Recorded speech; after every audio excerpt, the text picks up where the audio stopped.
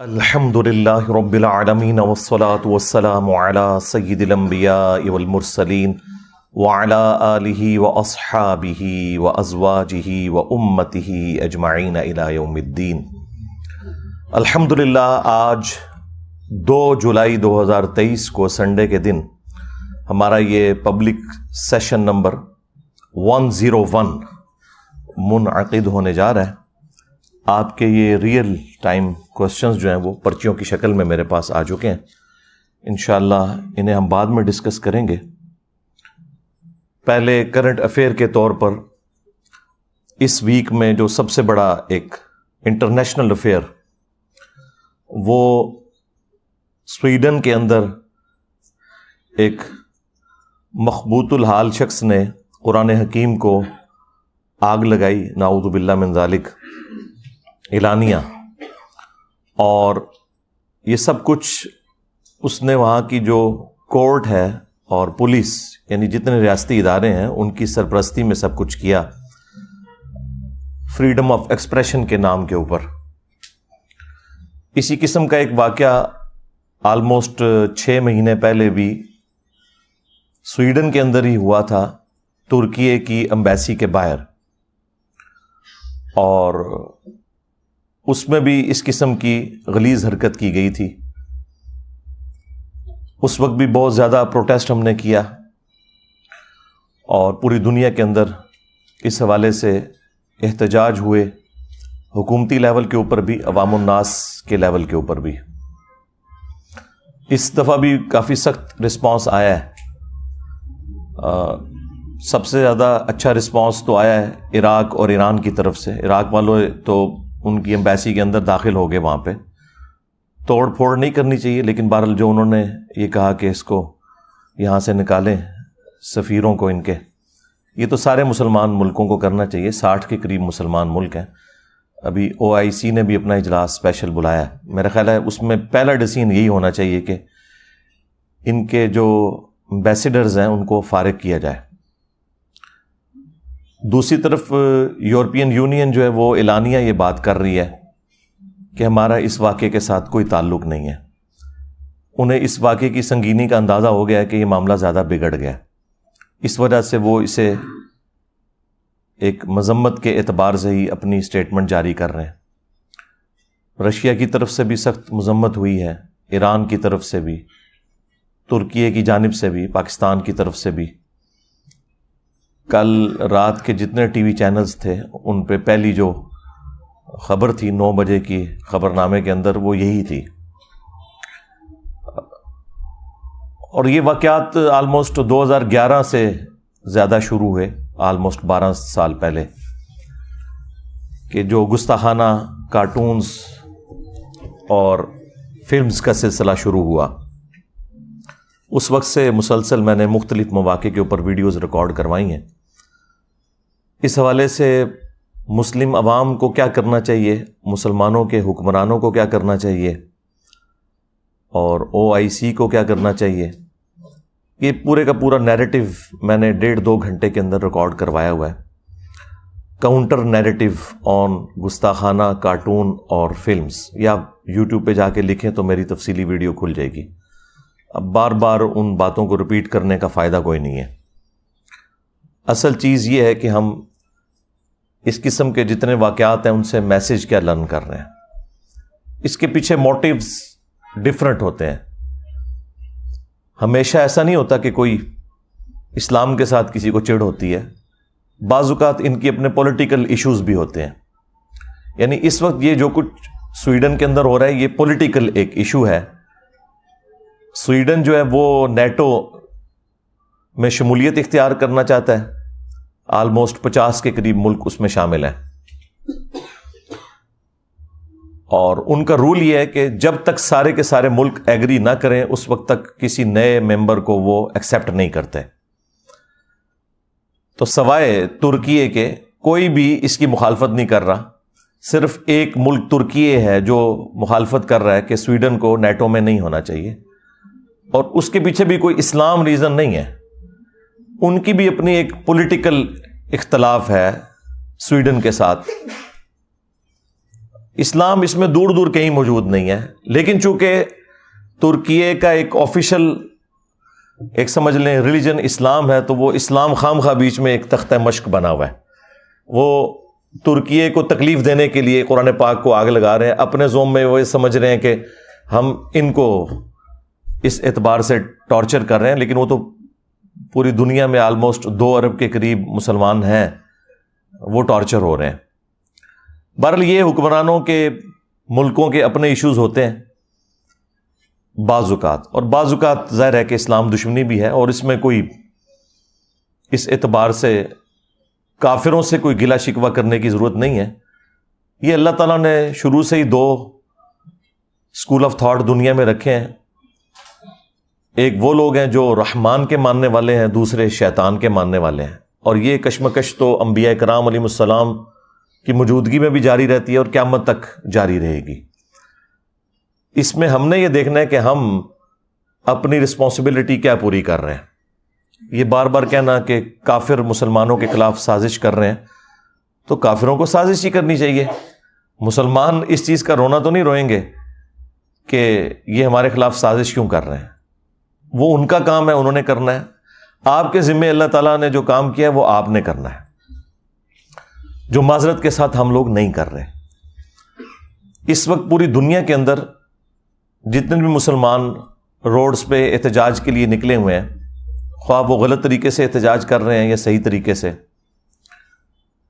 ان سب مسلمانوں سے میرا سوال ہے، ایک ہی سوال: کیا اس کتاب قرآن کے ساتھ آپ کی محبت جذباتی محبت ہے، جو ایک ہندو کو بھی اپنی کتاب سے ہے، ایک کرسچن کو بھی اپنی کتاب سے ہے، ایک یہودی کو بھی اپنی کتاب سے ہے، ایک سکھ کو بھی اپنی کتاب سے ہے؟ تو وہ تو تمام ریلیجن کے ماننے والے لوگوں کو اپنی کتابوں کے ساتھ جذباتی محبت ہے. اس کے پیچھے کوئی علمی دلیل نہیں ہوتی سوائے اس کے کہ وہ ایسے خاندان میں پیدا ہوئے ہوتے ہیں کہ جن کا ریلیجن وہ ہوتا ہے. اگر تو یہ والی محبت ہے تو اس طرح کی محبت تو اللہ تعالیٰ کو نہیں چاہیے. اور اگر آپ کی واقعی اس کتاب کے ساتھ علمی محبت ہے، آپ نے پورے ہوش و حواس کے ساتھ اس کو ورڈ آف گاڈ مانتے ہوئے، اللہ کا کلام مانتے ہوئے ایکسیپٹ کیا ہے، اور محمد رسول اللہ صلی اللہ علیہ وآلہ وسلم کو خاتم النبیین مانا ہے، تو پھر آپ کی عقیدت اس دین کے ساتھ، اس کتاب کے ساتھ، وہ جذباتی نہیں بلکہ علمی ہونی چاہیے. جذباتی محبت تو پھر بھی ختم ہو جاتی ہے. علمی محبت جو آپ نے پورے وثوق کے ساتھ، دلائل کے ساتھ حاصل کی ہوتی ہے نا، وہ کبھی بھی ختم نہیں ہوتی. تو میرا تو اپنا پوائنٹ آف ویو یہ ہے کہ مسلمانوں کی اکثریت 99.99% لوگ قرآن حکیم کے ساتھ صرف جذباتی محبت رکھتے ہیں، علمی محبت نہیں رکھتے. اب آپ پوچھیں گے کہ اتنی بڑی سٹیٹمنٹ کے پیچھے دلیل کیا ہے؟ تو صرف ایک دلیل، اور وہ یہ ہے کہ کتنے مسلمان ہیں جنہوں نے قرآن کو اپنی نیٹو لینگویج میں ترجمے کے ساتھ پڑھا ہے، یہ جاننے کے لیے کہ میرا رب مجھ سے کیا چاہتا ہے. اگر تو یہ علمی محبت ہوتی تو یہ کام کر لیا جاتا. آپ کا کوئی دوست بھی فورن ملک سے اپنی لینگویج کے اندر خط لکھے تو آپ 50 بندے ڈھونڈیں گے جو آپ کو ترجمہ کر کے یہ بتائیں کہ وہ آپ سے کیا کہنا چاہ رہا ہے. کدھر ڈالر تو نہیں بھیج دیتے؟ ہاں، یہ بھی ہو سکتا ہے نا کہ ہو سکتا ہے ریمیٹنس میرے لیے بھجوائیں اور مجھے پتہ نہ چل رہا ہو. لیکن قرآن وہ مظلوم کتاب ہے کہ جو دنیا میں سب سے زیادہ پڑھی جاتی ہے، لیکن اس کا تاریک پہلو یہ ہے کہ دنیا میں سب سے زیادہ بغیر سمجھ کے پڑھی جانے والی کتاب اگر کوئی ہے نا تو وہ یہ کتاب ہے. سب سے زیادہ بغیر سمجھ کے. اس وقت بمشکل 15 سے 20% مسلمان ہیں جو بائی برتھ عربی ہیں. باقی تو 85% کے قریب مسلمان جو ہیں وہ اجمی ہیں، ادر دین عرب ہیں، اور ان کی نیٹو لینگویج عربی نہیں ہے. اور ان میں سے بھی کتنے لوگ ہیں جو سیکھتے ہیں. تو اگر علمی محبت ہے مسلمانوں کی تو یہ جو پروٹیسٹ ہو رہا ہے یہ اپنی جگہ. سب سے پہلے تو اپنے خلاف پروٹیسٹ کریں نا کہ ہم نے اس کتاب کے ساتھ کیا کیا ہے. ہماری عوام نے، ہمارے علماء نے. عوام نے اسے مردے بخشوانے کا ذریعہ مان لیا ہوا ہے، بس اس سے زیادہ کچھ نہیں ہے. یا زیادہ سے زیادہ کسی نے چھلانگ ماری تو ناظرہ، کسی نے تھوڑی لمبی چھلانگ ماری تو بچے کو حفظ کروا دیا، ایک طوطا بنا دیا جسے کچھ نہیں پتا، اور وہ اس امید میں ہے کہ یہ حافظ قرآن ہمیں ساتھ لے کے جائے گا. کتنے لے کے جائے گا یہ آگے جا کے پتہ چلے گا.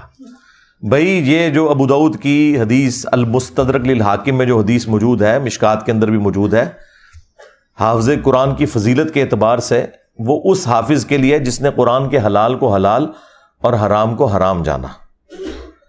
جس حافظ قرآن کو یہ پتہ ہی نہیں قرآن میں کیا لکھا ہوا ہے، تو وہ یہی کرے گا نا کہ رمضان کے دنوں میں چھوٹی چھوٹی وہ خشخشی داڑھی رکھ لے گا اور تراویح پڑھائے گا مسجد کے اندر جا کے، اینڈ پہ معاوضہ وصول کرے گا اس کا، اور عید والے دن جا کے شیو کروا دے گا، اور پھر اگلے رمضان میں دیہاڑی لگانے کا انتظار کرے گا. زیادہ تر حافظ تو ایسے ہی ہیں.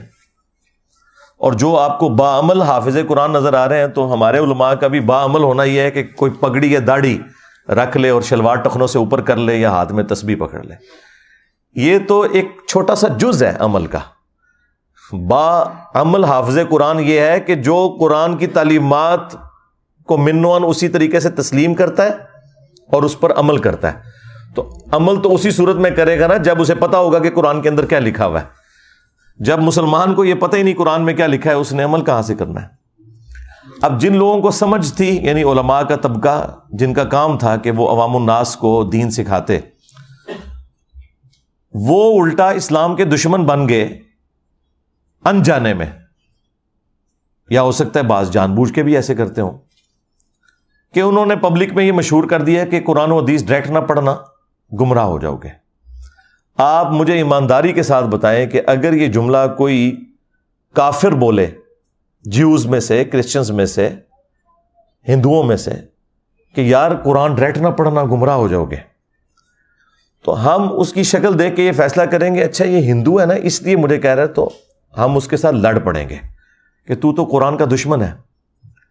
لیکن یہ جو مسلمان نما کافر ہر جمعے کو ممبر پہ چڑھتا ہے اور دنیا میں ملینز آف یہ کفار کے ایجنٹ مولویوں کی شکل میں ممبروں پہ چڑھے ہوئے ہیں، اور آپ کو یہ کہتے ہیں قرآن و حدیث ڈائریکٹ نہیں پڑھنا، آپ گمراہ ہو جاؤ گے، اس پہ تو آپ سبحان اللہ کہہ رہے ہوتے ہیں.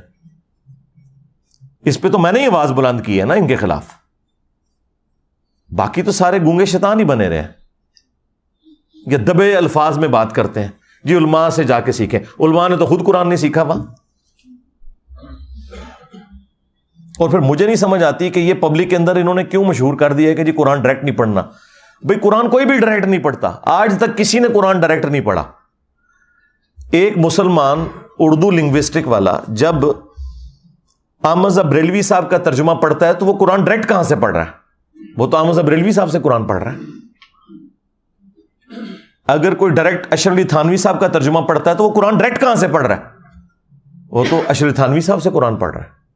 اب کیا دنیا میں کوئی بریلوی یہ جرت کرے گا کہ میں اعلیٰ حضرت احمد بریلوی سے بہتر قرآن کا ترجمہ کر سکتا ہوں؟ کوئی زندہ یا مردہ عالم دین جو بریلوی مکتب سے تعلق رکھتا ہو یہ کلیم کر سکتا ہے کہ میں قرآن کو احمد بریلوی سے بہتر ٹرانسلیٹ کر سکتا ہوں؟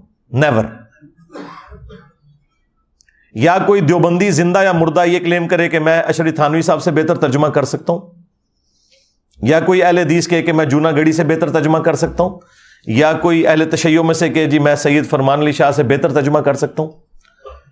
تو جب ہم لوگوں کو یہ ریفر کرتے ہیں کہ آپ اپنے اپنے مکاتب فکر کے علماء کے ترجمے پڑھیں تو ہم انہی علماء سے آپ کو پڑھا رہے ہوتے ہیں. یہ جو انہوں نے ڈھکوسلا مچایا نا کہ ڈائریکٹ نہیں پڑھنا گمراہ ہو جائیں گے، انہیں کہ ہم ڈائریکٹ پڑھ ہی نہیں رہے. ہم تو پڑھ رہے ہیں آپ کے بڑوں سے. صحابہ کرام علیہم رضوان میں 1% بھی لوگ نہیں تھے جو لکھنا پڑھنا جانتے تھے. صرف یہ تھا کہ قرآن عربی میں تھا، ان کی اپنی زبان عربی میں تھی. نبی علیہ السلام جب قرآن پڑھتے تھے ان پہ اثر ہو جاتا تھا. آج اگر قرآن آپ کی نیٹو لینگویج کے اندر ہے، آپ بے شک لکھنا پڑھنا بھی نہ جانتے ہوں، آپ کو پتہ چل جائے گا قرآن میں لکھا کیا ہوا ہے. مجھے بتائیں یہ 11 ستمبر 2001 ٹوئنس ٹاور کا جو اٹیک ہوا امریکہ میں، اس کے بعد جو ہزاروں لوگ مسلمان ہوئے ہیں پچھلی 2 دہائیوں کے اندر، کیا انہوں نے علماء سے جا کے قرآن پڑھا ہے؟ اور ان کی اوقات تو یہ ہے کہ دوسری اذان کے وقت لوگ مسجد میں آ رہے ہوتے ہیں. انہوں نے انگریزی میں قرآن کا ترجمہ پڑھا, اسلام قبول کر لیا. اور پھر ان میں سے کئی لوگ ہیں جنہوں نے باقاعدہ پھر اسلام کے دفاع میں کتابیں لکھی, اور یہاں بڑے بڑے علماء بڑے فخر سے بتاتے ہیں کہ دیکھیں جی یہ فلاں انگریز ہے, اس نے نبی صلی اللہ علیہ وآلہ وسلم کے حق میں یہ کتاب لکھی ہے. اب انہی علماء سے پوچھیں کہ بھئی اس کے پاس تو ڈگری نہیں ہے, تم اس کی تعریف کیوں کر رہے ہو؟ وہ کہتے ہیں ڈگری چھوڑیں, بات بڑی اچھی کی ہے, کیونکہ اس کے نام کے ساتھ انجینئر تو نہیں نہ آتا. ہاں بس چپ کیتے رہو, انجینئر آئے گا پھر دیکھ لیں گے.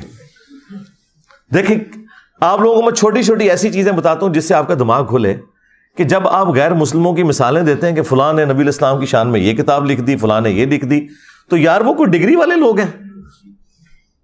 نہیں, انہوں نے قرآن بھی اپنی نیٹو لینگویج میں اسٹڈی کیا ہوتا ہے, لیکن چونکہ وہ پوری نیک نیتی کے ساتھ یہ کرتے ہیں, اللہ تعالیٰ انہیں اسلام تک بھی پہنچا دیتا ہے. کئی ایسے لوگ بھی ہوتے ہیں اور ان کی ورکنگ آپ کو نظر آتی ہے اور آپ کوٹ کرتے ہیں, ان کے ساتھ کی ورکنگ آپ کے لوگ نہیں کر سکتے. اور یہی حال یہاں پر بھی ہے. جن لوگوں کو اللہ تعالیٰ نے قرآن کی خدمت کے لیے اٹھایا, آپ دیکھ لیں سارے کے سارے نان مولوی ہیں, چاہے مولانا مودودی رحمہ اللہ ہوں, ڈاکٹر اسرار صاحب رحمہ اللہ ہوں, احمد دیدار صاحب رحمہ اللہ ہوں, یہ سب کے سب لوگ اس مدرسہ سسٹم کی آؤٹ پٹ نہیں ہے, خدمت اللہ تعالیٰ نے ان سے لی ہے. تو یہ جو علماء ممبروں پہ چڑھ کے آپ کو یہ کہہ رہے ہیں کہ قرآن و حدیث ڈائریکٹ نہ پڑھنا گمراہ ہو جاؤ گے, ان سے بڑا اسلام کا دشمن کون ہو سکتا ہے؟ ہم کس حوصلے کے ساتھ ان کی یہ باتیں سن لیتے ہیں. ویسے تو لاجیکلی یہ غلط بول رہے ہوتے ہیں, لیکن ان کے یہ الفاظ کیا قابل گرفت نہیں ہے کہ تم اسلام کی پیٹھ میں چھرا گھونپ رہے ہو؟ اصل میں یہود و نصارہ کے کفار کے ایجنٹ یہ لوگ ہیں جو آپ کے ممبروں پہ بیٹھے ہوئے ہیں کہ جی قرآن و حدیث ڈائریکٹ نہیں پڑھنا. اور یہ کہہ رہے کیوں ہیں؟ ان کو پتا ہے کہ ان کے فرقے کا کوئی عقیدہ قرآن و سنت کے مطابق نہیں ہے. انہیں فوراً فکر لگ جاتی ہے کہ اگر کسی نے قرآن ترجمے سے پڑھا تو پھر مرے ہوئے بزرگوں کو, بابوں کو پکارنا چھوڑ دے گا, ایک اللہ کا پکارنے والا وہ بن جائے گا. ایاک نعبد و ایاک نستعین. انہیں یہ فکر لگ جاتی ہے کہ اگر اس نے صحیح بخاری اور صحیح مسلم پڑھ لی تو اسے تو پتہ چلے گا کہ نماز کا طریقہ تو ایک ہی لکھا ہوا ہے تمام کتابوں کے اندر, سنی ہو یا شیعہ. اور سنیوں کی بھی ٹاپ آف لسٹ جو کتابیں بخاری اور مسلم, اس میں تو نماز کا طریقہ رکوع میں جاتے وقت اور رکوع سے اٹھتے وقت طرف الیدین کے ساتھ لکھا ہے. تو میں پھر اس کو کیسے سنبھالوں گا؟ یہ تو آگے مجھ سے پوچھے گا کہ بخاری مسلم تمہارے مدارس میں اگر پڑھائی جا رہی ہے تو تم لوگ نماز سنت کے مطابق کیوں نہیں پڑھ رہے؟ یہ پیچھے ریزن ہے, ان کے چندے بند ہو جائیں گے. یہ آپ کو کبھی بھی قرآن و حدیث ڈائریکٹ نہیں پڑھنے دیں گے. اسلام کے ساتھ دشمنی یہ لوگ کر رہے ہیں, قرآن کے بڑے دشمن یہ ہیں. اور پھر دیکھیں کیسی دشمنی ہے ان کی. آپ کو یہ قرآن کے حوالے سے بجائے یہ بتانے کے کہ یہ کتاب ہدایت ہے, آپ کو یہ بتائیں گے جی قرآن میں تو لکھا ہے کہ قرآن پڑھ کے لوگ گمراہ بھی ہو جاتے ہیں. استغفر اللہ. میری یہ بات یاد رکھیے گا, اگر کسی کا یہ عقیدہ ہے کہ قرآن لوگوں کو گمراہ کرتا ہے, ایسا شخص کافر ہے. اس کے کفر میں شک کرنے والا بھی کافر ہے. مسلمان کا یہ عقیدہ ہو ہی نہیں سکتا کہ یہ کتاب گمراہ کرتی ہے, ورنہ ہم غیر مسلم کو یہ کہیں گے کہ بھائی یہ لو کتاب پڑھو, گمراہ بھی ہو سکتے ہو, ہدایت بھی پا سکتے ہو, آگے تمہاری اپنی مرضی ہے. وہ کہے گا جی کول ہی رکھو. ہاں لاجیکل.